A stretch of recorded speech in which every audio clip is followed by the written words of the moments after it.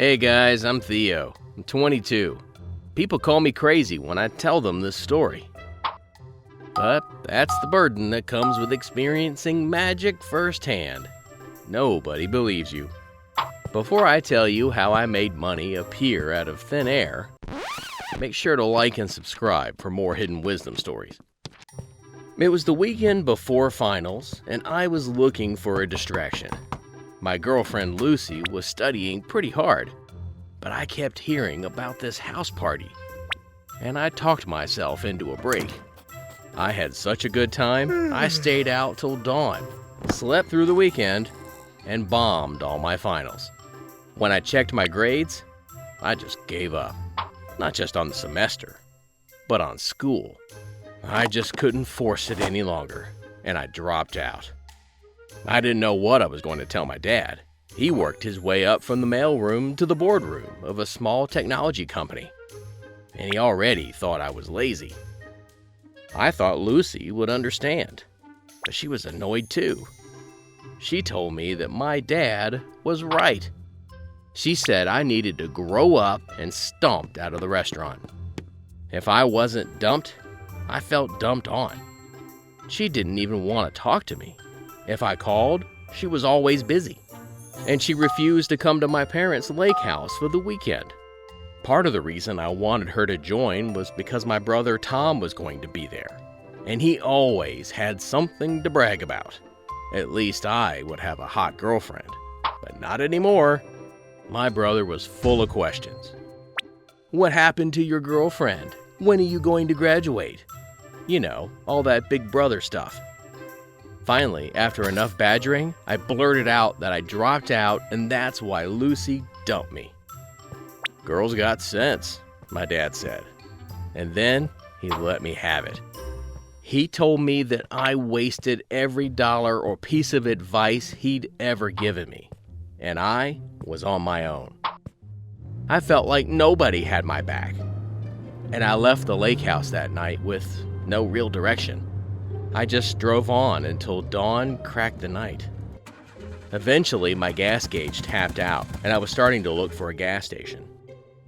But I was way out in no man's land, and there wasn't anybody or anything in sight. I was thumbing down the highway when I saw what looked like a mirage. It was this gas station in the shape of a genie's lamp, and as I got closer, I started to hear music. I asked the station manager if he could fill up a canister of gas and give me a ride back, but he said he could never leave. Surely someone else would be in soon, but he looked me in the eye and told me that he had been alone for millions of years. I figured he was playing a joke, so I told him I would just buy a can of gas and be on my way. But he told me that I couldn't leave without making a wish. He said he was a genie, and he must grant me 3 wishes. I told the guy I wasn't in the mood for jokes, but he assured me that it was no joke. And then, poof, I was sitting in my car with a full tank of gas. I began to think maybe I fell asleep and dreamed the whole thing. But how did I suddenly have a full tank after driving all night? When the genie guy appeared suddenly in the passenger seat, I nearly lost control of the car. He told me that the gas was complimentary, but if I wanted anything else, I had to use one of my 3 wishes. But there was a restriction to these wishes. I couldn't change anyone's heart or mind. I guess that's what most people wish for, because I was thinking I would use my wishes to change how my dad felt about me and what Lucy thought of me. Maybe it was my own fault for going to that party, or for not caring enough about school, or not being inspired. But if I were filthy rich, they wouldn't have anything to say then. All right, Genie, I said, if you're real, I want to be richer than rich.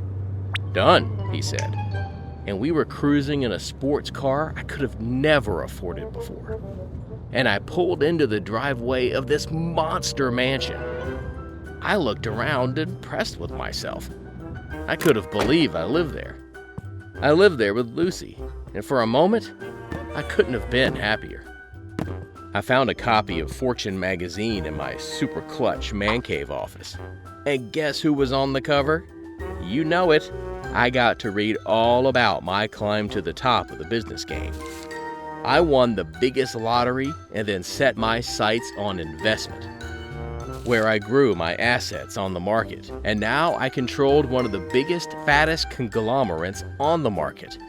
And my dad was small potatoes compared to me. I was basking in my new, rich life when Lucy came home. I tried to greet her with love and affection, but she was colder than a witch's elbow when I tried to hug her. I found out that she was furious at me, and I kept trying to cheer her up. But she said she couldn't be cheered up.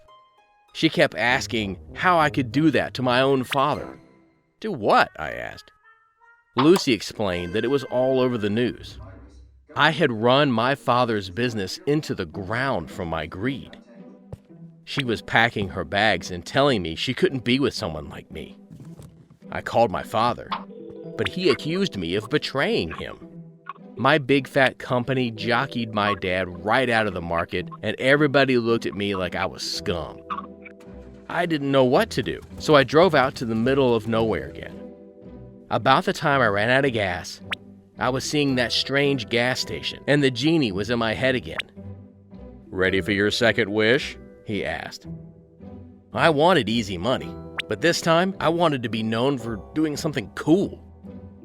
I settled on being a basketball star. Those guys had it so easy. And when the genie granted my wish, I woke up in yet another mansion. My wish had come true. I was a huge star.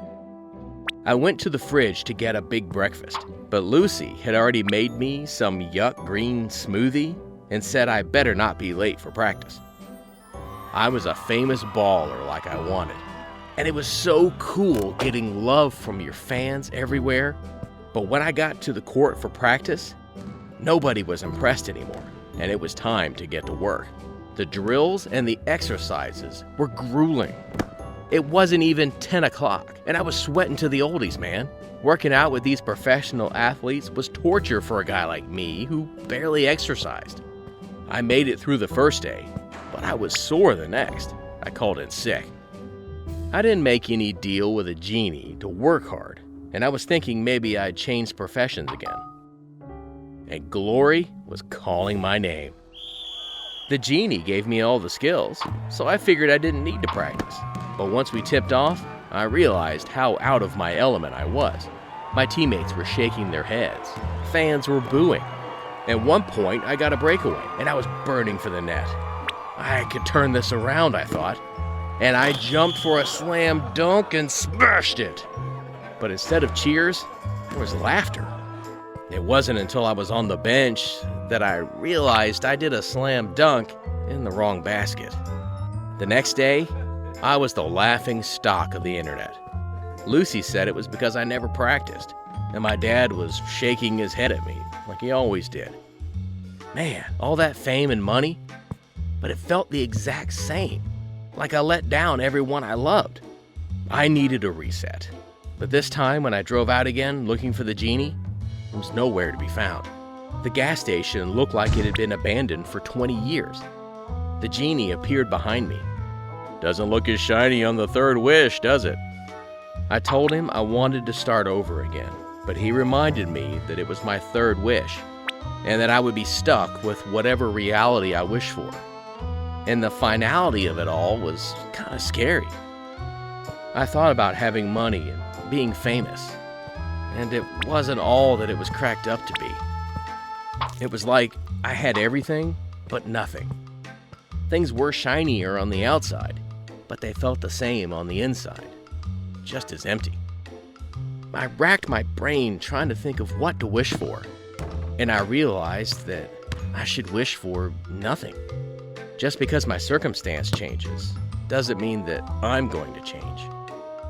Real change is hard work, and it comes from within. No pain, no gain, right? You know, when people complain about life, it's always their circumstances.